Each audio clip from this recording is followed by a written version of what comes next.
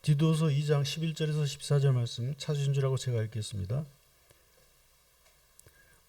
모든 사람에게 구원을 주시는 하나님의 은혜가 나타나 우리를 양육하시되 경건하지 않은 것과 이 세상 정욕을 다 버리고 신중함과 의로움과 경건함으로 이 세상에 살고 복스러운 소망과 우리의 크신 하나님 구주 예수 그리스도의 영광이 나타나심을 기다리게 하셨으니 그가 우리를 대신하여 자신을 주심은 모든 불법에서 우리를 속량하시고 우리를 깨끗하게 하사 선한 일을 열심히 하는 자기 백성이 되게 하려 하심이라. 사랑하는 성도 여러분, 오늘 본문 성경은 제가 그 본문 성경의 앞뒤 전후 좌우를 살펴보고 포괄하여서 여러분에게 그 내용을 설명해 드리면 이렇습니다. 우리가 세상 가운데 살면서 허탄하고 합당하지 않으며 의미 없고 가치 없으며 또한 인생을 시들어 가게 하거나 어두워져 가게 하는 모든 것들로부터 돌아서서, 그러니까 그러한 것들의 종이 되지 않는 길을 걸어가야 하는 이유, 그러니까 일테면 우리가 세상을 향해서 그들을 말하자면 마치 부모가 자녀를 걱정하듯이 그렇게 걱정해 주는 존재가 될 수 있으되 세상으로부터 걱정하게 만드는 그런 존재가 되지 않고, 제가 풀어서 설명하면 그 앞뒤 전후 내용을 보면 그 부모 이야기가 나오고 윗사람 어른들 얘기가 나오고 또 뭐 그런 그 관계를 통해서 그런 의미를 얘기하고 있습니다. 그래서 어른의 입장으로 세상을 걱정하는 자가 되되 세상이 우리를 어린아이 보듯이 그렇게 걱정시키지 않는 존재가 되어야 될 이유가 있는데, 그래서 세상에게 본을 보여야 될 이유가 있는데, 이렇게 이제 그 이야기가 풀어지고 있습니다. 본을 보이라, 그리고 그들을 걱정하고 그들을 타이르고 그들을 그냥 쉽게 표현하면 선도하는 자리에 서야 된다는 그런 의미로 얘기를 하는데, 사실 이런 면에서 우리가 크리스찬으로서 지금 현재 시점에서 자괴감이 들 수밖에 없는 이야기가 생각이 납니다. 왜냐하면 사람들이 말하기를 세상에도 똑똑한 사람들이 많잖아요. 어떻게 보면 세상에 똑똑한 사람이 더 많죠. 그 사람들이 뭐라 하냐면 어떻게 우리가 교회를 걱정해 줘야 되느냐, 도대체 너희들 걱정스러워서 볼 수가 없다, 그러면서 마치 우리를 걱정해 주는 것이 자기들의 무슨 큰 그런 선심이라도 되느냐, 그런 얘기를 하는 것을 들을 때 마음이 좀 아프죠. 그리고 또 그들이 하는 얘기 중에 또 어떻게 교회가 세상보다 더 화려한 것을 좋아하고 높은 것을 더 좋아하고 이기적이고 자기중심적이고 그리고 성공지향적이고 출세주의에서 벗어나지 못하냐, 어떻게 우리보다 더하냐, 우리도 이거 옳지 않고 잘못된다는 걸 아는데 너희들은 그거를 더 잘 알아야 될 사람들이 어떻게 그렇게 그러냐. 때로는 그러한 질문에 대해서 대답할 말이 궁색한 것도 사실입니다. 그래서 우리가 원래 우리나라 선교 초기의 기독교는 그야말로 모범이 되는 그런 본이 되는 그런 모습으로 부흥이 됐습니다. 첫째, 술을 마시지 말라고 가르쳤습니다. 술 취하는 것이 왜 성경적으로 이렇게 옳지 않은 것에 대해서 늘 술을 멀리할 수 있도록 가르쳤고, 도박도 끊어야 된다고 가르쳤고, 또 아내 외에 다른 여자를 두는 첩질하는 것도 그거는 하나님 앞에서 잘못된 것이라고 철저하게 가르쳤고, 그리고 또 양반 상민의 구별이 없었던 것이 우리나라 교회의 첫 번째 그런 감동적인 그런 본을 보이는 모습 중에 하나였습니다. 김제의 금산교회라는 곳에 은혜를 받고 예수를 믿어서 자기 머슴을 데리고 함께 신앙생활을 했던 조덕삼 장로라는 분이 있는데, 이분이 교회에서 그 신학교를 보낼 수 있는 기회가 있었어요. 평양신학교. 옛날에 우리가 남북이 분단되지 않을 때는 평양신학교가 제일 유명했죠. 다 평양에 있었습니다. 신학교가. 그래서 평양신학교를 보내야 되는 기회가 있는데 자기 아들도 있었고 그 아들이 똑똑했는데 그 아들 대신에 머슴을 신학교에 보냈습니다. 그래서 그때가 1910년인데 머슴을 보내가지고 신학교를 5년 만에 졸업한 다음에 목사 안수를 받게 되니까 자기네 교회로 초빙을 했습니다. 담임 목사로. 그래서 평생 죽을 때까지 자기의 머슴이었던 이자익 목사를 담임 목사로 섬겼던. 그래서 아들도 장로가 됐고 그 다음에 그 손자는 서울대를 나온 후에 국회의원이 됐습니다. 그래서 민주당 고문을 지냈던 조세영 의원이 2009년에 78세로 타계를 했는데 그 조세영 의원이 바로 이 조덕삼 장로의 손자였습니다. 우리나라 기독교 초창기의 모습이었습니다.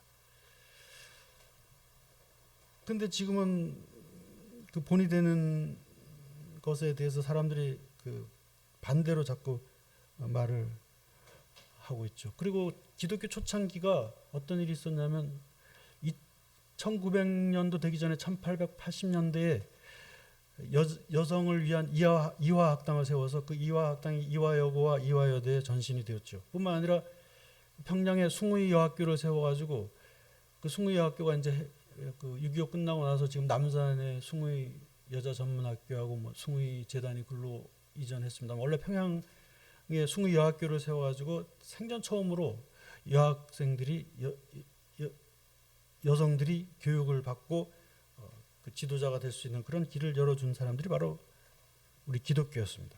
물론 선교사를 끼고 한 것이지만 기독교가 그런 모습을 가졌어요. 그리고 세브란스 병원을 개원하고 그랬던 기독교가 지금 그런 모습을 많이 잃어버린 것 같아서 좀 안타까운 것이죠. 그런데 본문 성경이 아까도 말씀드렸지만 앞뒤를 잘 연결해서 보면 나이 든 어른이 아이들의 본이 되어야 하는 것처럼 교회가 선한 일에 모범을 보이고 교훈을 오염시키지 말며 또한 말을 할 때에는 합당하고 신실하고 타당하고 참된 태도로 임하라고 이렇게 말씀을 하고 있습니다.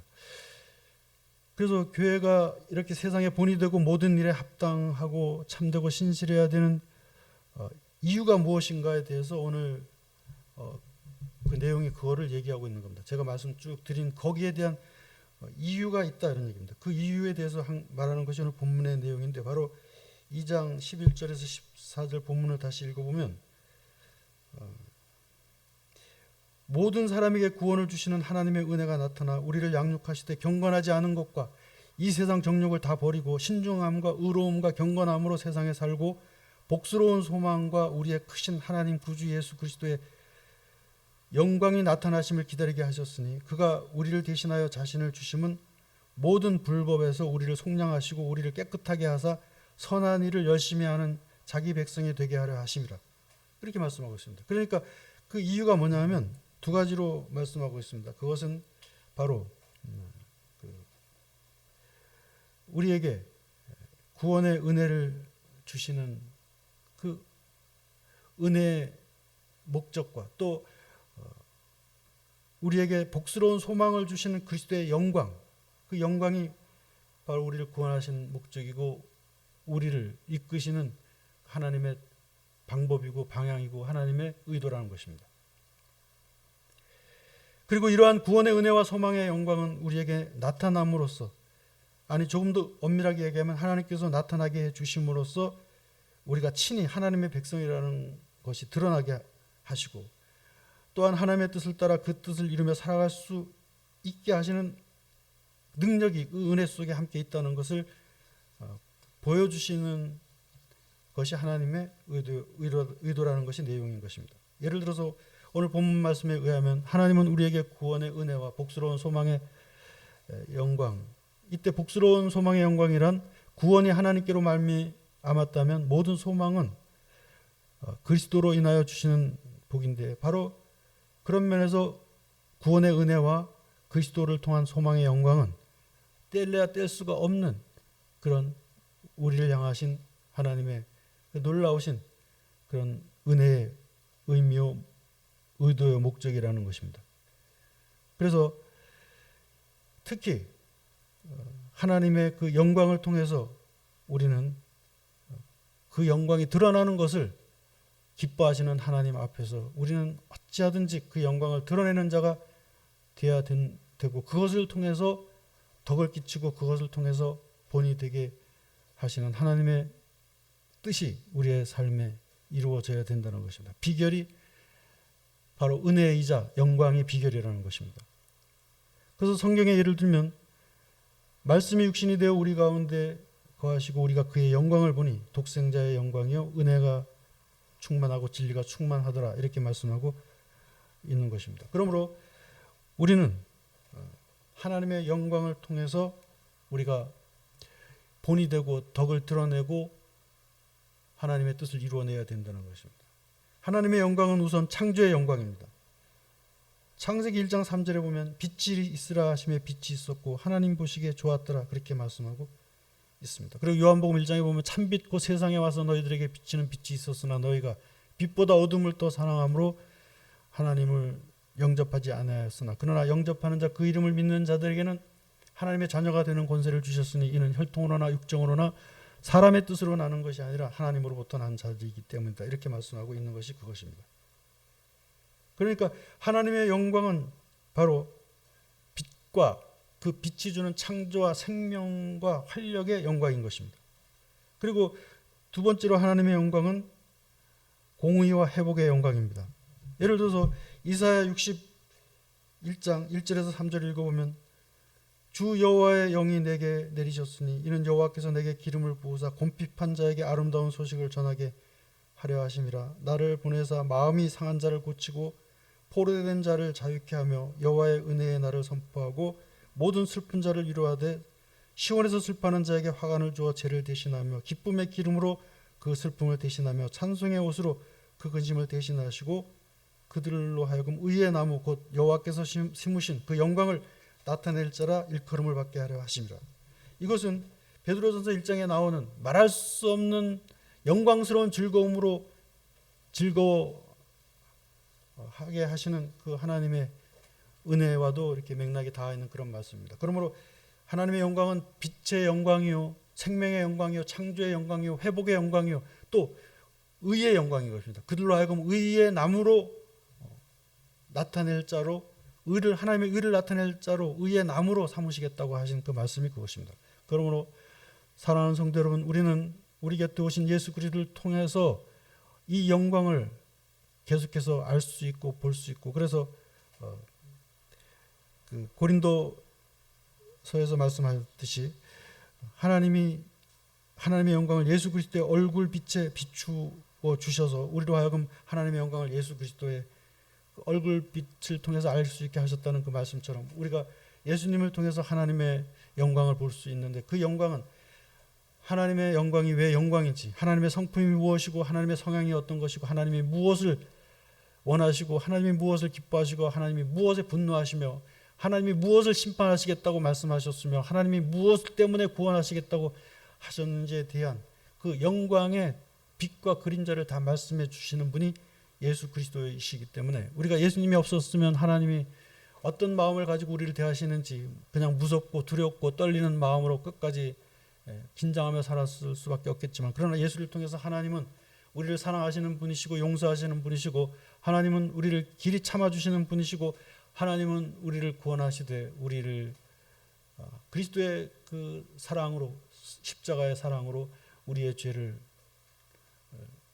용서하여 주시면서 하나님의 자녀의 권세를 주신 분이라는 것을 예수님을 통해서 우리가 알 수 있게 되는데, 바로 예수님을 통해서 알 수 있게 된 우리가 할 수 있는 일은 바로 하나님이 예수를 통해서 예수님 앞에서 제자들에게 말씀하셨듯이 너는 저의 말을 들으라, 이는 내가 사랑하는 자요 기뻐하는 자요 내가 보낸 자니라, 이렇게 그 변화산에서 제자들이 하나님의 음성을 들었듯이 오늘 주님의 영광을 입고 온 예수 그리스도를 우리가 통해서 하나님의 영광을 드러낼 수 있는 길은 주님이 하시는 그 말씀을 듣고, 아, 이것이 하나님의 말씀이구나, 이것이 하나님이 하시고자 하셨던 말씀이 예수님을 통해서 우리에게 전해졌다는 것을 믿고 예수님의 말씀에 귀를 기울이는 자가 되어야 되는 것입니다.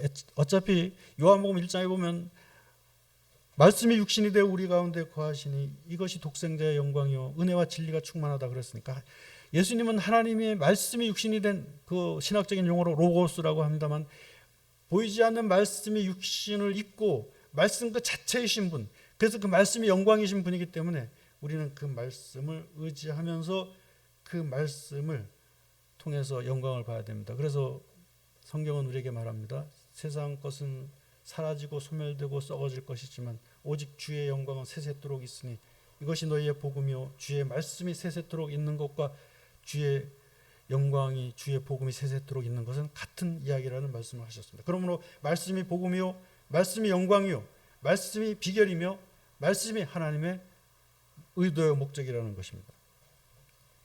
그래서 풀은 시들고 꽃은 마르지만 우리 하나님의 말씀은 영원히 서리라. 우리 하나님의 영광은 영원히 서리라. 우리 하나님의 복음은 영원히 전파되리라. 이렇게 말씀하고 있는 것입니다.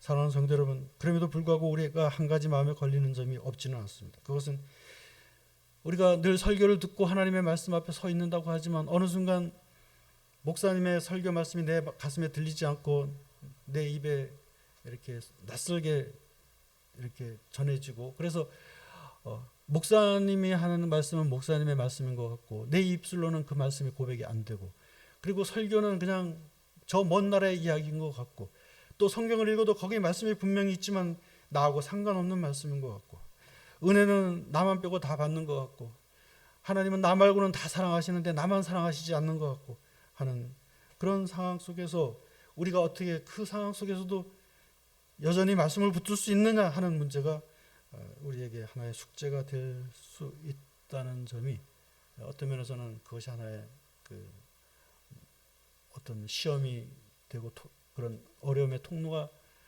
되는, 그래서 뭔가 문제의 그 여지가 남아있는 것 같은 그런 지점이라고 할 수가 있습니다. 그런데 거기에 대해서도 하나님은 말씀하십니다. 뭐라고 말씀하십니까? 이사야 49장에서 말합니다. 하나님이 그의 백성을 위로하고 고난을 당하는 자를 긍휼히 여기시는 분이심에도 오직 시온은 이르기를 여호와께서 나를 버리시며 어찌하여 나를 잊으셨나이까 하도다. 여인이 어찌 그 젖먹이는 자식을 잊겠으며 자기 태에서 난 아들을 긍휼히 여기지 않겠느냐. 그들은 혹시 잊을지라도 여호와는 너를 잊지 않겠다고 약속하였으니 내가 곧 너의 하나님 여호와니라. 하나님이 직접 그렇게 말씀하셨습니다. 젖먹는 아이가 어머니로부터 잊혀지는 일이 있어도 하나님으로부터 우리가 잊혀지는 일은 없다는 말씀을 하고 있습니다. 사회법인인 어느 복지재단 홈페이지에 올라와 있는 글을 제가 읽은 적이 있습니다. 6살 딸 아이를 가진 엄마가 그냥 본의 아니게 난치병에 걸려서 더 이상 그 딸을 키울 수 없고 아버지는 도망간 것 같은데, 그래서 혼자 그 몸으로 키울 수가 없어서 6살 딸을 보육원에 맡기고 그 딸하고 헤어지는데, 딸이 울면서 갑자기 느닷없이 이렇게 말하더랍니다. 엄마, 그러면 저한테 하나 약속을 해주세요. 그 딸을 보육원에 맡기고 돌아서는 엄마의 등 뒤에 대고 엄마 나하고 약속 하나 해주세요. 그래서 돌아서서 그래 약속할게. 무슨 약속? 그러니까 엄마 7밤만 자면 나 데리러 온다고 약속해줘요. 어떻게 7밤을 생각했는지 몰라도 하나님, 엄마 나 7밤만 자면 나 데리러 온다고 약속해줘요. 그럼 내가 안 울게요. 그렇게 말해서 엄마의 가슴이 찢어질 수밖에 없는 그런 이야기가 소개되어 있습니다. 실제로 우리나라 근현대사에서 가난과 전쟁과 또한 어떻게 사는 것이 옳은지에 대한 성찰도 없이 그저 살아갔던 그 어두운 가난하고 힘들고 보릿고개가 있었던 그런 시절에 개인의 방종, 일테면 술과 도박과 바람 피우는 것과 폭력과 이런 것으로 인해서 가정이 깨어지는 과정에서 저도 남자지만 주로 남성들이 가해자고 문제가 있었던 것은 부정할 수 없으니까 이걸 가지고 남성들이 저한테 시비를 걸지는 않겠습니다만, 주로 남성들이 그 문제였던 그 시절에 똑똑하고 말 잘 듣고 눈에 넣어도 아프지 않은 아들 혹은 딸을 데리고 가지는 못하고 그냥 남겨두거나 보육원에 데리고 와서 마지막으로 하는 말이, 엄마가 여기 잘 있어, 엄마가 백밤만 자면 데리러 올게. 그 백밤이라는 얘기가 어디서 나오는지 몰라도 제가 다큐멘터리 같은 거 보면 꼭 엄마가 그렇게 말하더라고요. 어떤 엄마도 다, 너 그냥 백밤만 세고 있어, 그럼 내가 데리러 올게. 그런데 어떤 사람은 백밤을 10번을 세고 또 백밤을 또 100번을 세고, 백밤을 세다가 환갑이 되고 백밤을 세다가 70이 되고, 그런 사연이 우리 주변에 그렇게 적지 않습니다. 사랑하는 성도 여러분, 하나님은 말씀하십니다. 젖 먹이는 어머니가 어떻게 젖 먹는 아이를 잊을 수 있겠느냐. 우리나라 얘기를 했습니다. 그 어머니도 어떻게 잊고 싶어서 잊었겠습니까? 잊지는 못했을 것입니다. 그러나 아이를 데리러 오지 못한 그런 경우는 있었습니다. 그러나 하나님은 젖 먹는 아이를, 젖먹이를 둔 어머니가 잊을지라도 나는 너를 잊지 않겠다, 그렇게 말씀하고 있는 것입니다. 그러므로 사랑하는 성도 여러분, 우리는 이 말씀처럼 하나님이 나를 버리시는 분이 아니고, 하나님이 백밤만 자고 온다고 한 엄마가 백밤을 자도 안 오는 것 같은 그런 상황이 아니라, 하나님은 약속하신 그대로 다 이루어 주실 수 있는, 그래서 난간이 없고 장애물이 없고 방해를 받지 않으시는 분이니까, 하나님이 우리를 향해서 하신 약속은 반드시 지키시는 분이라는 사실을 믿고 그 말씀을 약속으로 붙드는 자가 되면 그것이 하나님의 영광을 지키는 길이 되는 것입니다. 그리고 두 번째로, 우리는 하나님의 말씀을 들을 때 분명하고도 정확하게 분별하여 듣는 자가 되어야 되는 것입니다. 예를 들어서 아담과 하와의 선악과 사건에서 하와가 하나님의 말씀을 정확하고 분명하게 듣지 않고 대충 적당히 듣는 바람에 하나님께 불순종하게 된 것을 우리는 압니다. 너희가 정녕 하나님의 말씀을 듣지 않으면 너희가 죽게 될 것이다 했는데, 죽을까 하노라 하고 이렇게 슬쩍 말을 바꿨고, 그리고 그 사단이 유혹할 때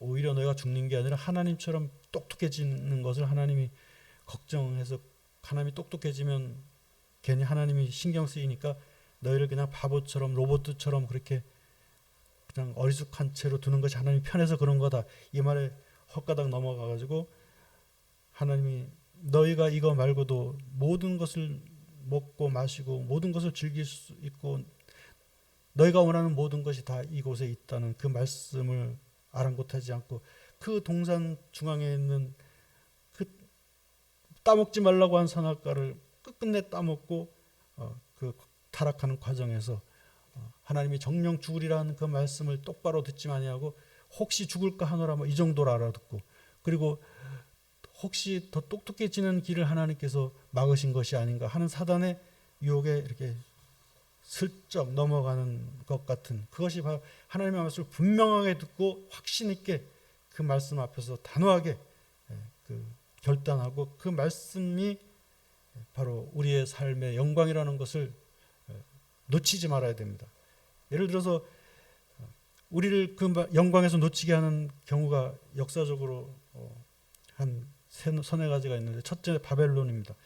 제가 언젠가도 말씀드렸듯이 노아의 홍수 이후에 아라랏산 근처에 노아의 공동체를 벗어나서 하나님 없는 세상에서 인간의 행복을 추구했던 휴머니즘의 그 원조와도 같은 그 신할 공동체 바벨탑을 쌓던 사람들은 그 바벨탑을 쌓으면서 하나님의 간섭이 없는 인간 중심의 세상을 만들고 싶어 했습니다. 그래서 거기 바벨탑을 쌓으면서 그냥 탑만 쌓은 것이 아니라 그 탑 안에 말하자면 막 술집, 도박장, 예를 들면, 그리고 막 춤판 그런 거를 다 만들어 놓고 하나님이 싫어하실 만한 시설을 만들어 놓았을 것이라는 그런 그 추측이 많이 들 수 있는 그런 지점, 그런 그 탑이 바로 바벨탑인데, 하나님이 그거를 막으셨죠. 바벨탑을 언어를 혼잡하게 해서 그 탑을 더 이상 못 쌓게 했습니다만, 그 다음에 애굽의 경우는 이스라엘 400년 동안에 그들의 노예살이를 했습니다만, 애굽의 경우는 인간을 위한 인간의 휴머니즘적인 그런 그 영광이 아니라, 거기는 인간의 그런 그 한계를 벗어날 수 있는 길을 우상에서 찾았던 것이죠. 그런데 그 우상은 인간을 통제하고 인간의 잘못을 지적하는 우상이 아니라 쉽게 얘기하면 우리나라 샤머니즘처럼 복제만 많이 갖다 주면 잘못한 사람도 잘했다고 복을 빌어주고, 복제가 적으면 훌륭한 사람도 훌륭하지 않다고 이렇게 매도해 버리는 그런 우상이 애굽의 우상이었고, 그것이 애굽의 영광이었습니다. 그래서 그 애굽의 영광은 각종 우상의 영광입니다. 그래서 모세가 바로와 대결할 때 보면 막 다 우상입니다. 뭐 개구리, 뭐 강물, 뭐 물고기, 뭐 다 할 것 없이 다 우상입니다.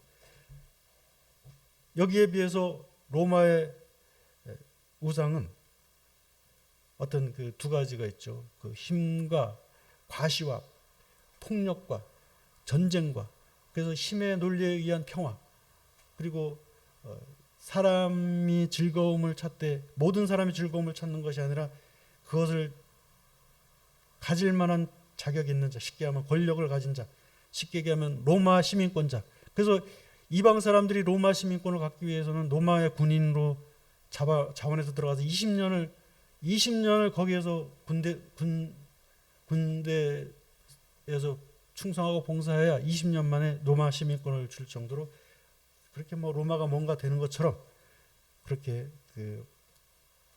그런 권력자들을 위한 그런 세상을 만들었을 뿐만 아니라, 거기에 그 헬레니즘이 연결되면서, 그 헬레니즘이 뭡니까? 그리스 사상, 지식과 그런 그 이중적인 그런 모습, 겉으로는 그럴듯한 글을 읽고 책을 읽고 그럴듯한 말을 하지만은 그 속은 다 로마의 그런 권력자들과 괴를 같이 하면서 그들과 전혀 다를 바 없는 오만하고 이중적이고, 그래서 자기들의 그런 즐거움을 위해서는